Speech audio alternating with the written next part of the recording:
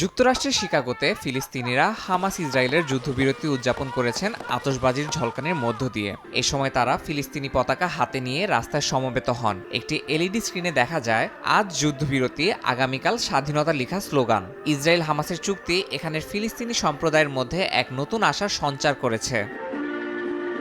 জর্ডানের বিভিন্ন শহরে হাজারো মানুষ রাস্তায় নেমে যুদ্ধবিরতি উদযাপন করেছেন। ফিলিস্তিনি পতাকা এবং হামাসের প্রতিষ্ঠাতা শেখ আহমেদ ইয়াসিনের ছবি হাতে নিয়ে তারা একত্রিত হন। শরণার্থী শিবিরেও এমন উৎসব মুখর পরিবেশ লক্ষ্য করা হয়। এই উদযাপনকে অনেকেই গাজা উপত্যকার প্রতিরোধ আন্দোলনের বিজয় হিসেবে দেখছেন। আমরা এই মুহূর্তটির জন্য দীর্ঘ সময়ের জন্য অপেক্ষা করছি। আমি আমার অনুভূতি বর্ণনা করতে পারছি না। আমি সৃষ্টিকর্তার কাছে শহীদদের প্রতি করুণা এবং সমস্ত নেতাদের প্রতি রহমত কামনা করছি। আমরা শেষ মুহূর্ত পর্যন্ত তাদের সমর্থন করি। আমরা গাজার জনগণকে অভিনন্দন জানাই।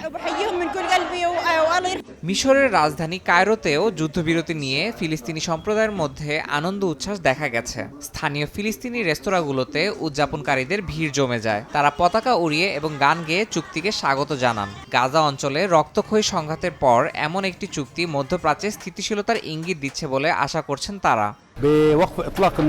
যুদ্ধবিরতি নিয়ে আজকের অনুভূতি বর্ণনাতীত। আমাদের সংগ্রাম বৃথা যায়নি। ঈশ্বর ন্যায়পরায়ণ এবং উদার। তিনি আমাদের অধিকার ফিরিয়ে দিয়েছেন। আমাদের ধৈর্যের ফল এসেছে। জার্মানির বার্লিনে ফিলিস্তিনিরা নিউকোন এলাকায় একত্রিত হন। তারা ফিলিস্তিনি পতাকা নাড়িয়ে এবং বিভিন্ন স্লোগান দিয়ে উদযাপন করেন। এ সময় পুলিশের উপস্থিতি থাকলেও উদযাপন শান্তিপূর্ণ ছিল। যুদ্ধবিরতির খবরে ইউরোপের ফিলিস্তিনিরা নতুন করে আশা দেখতে শুরু করেছেন।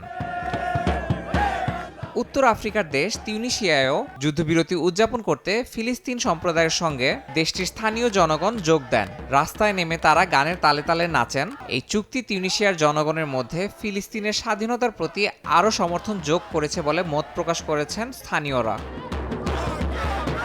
ইয়াসিন মোহাম্মদ জিসান, সময় সংবাদ।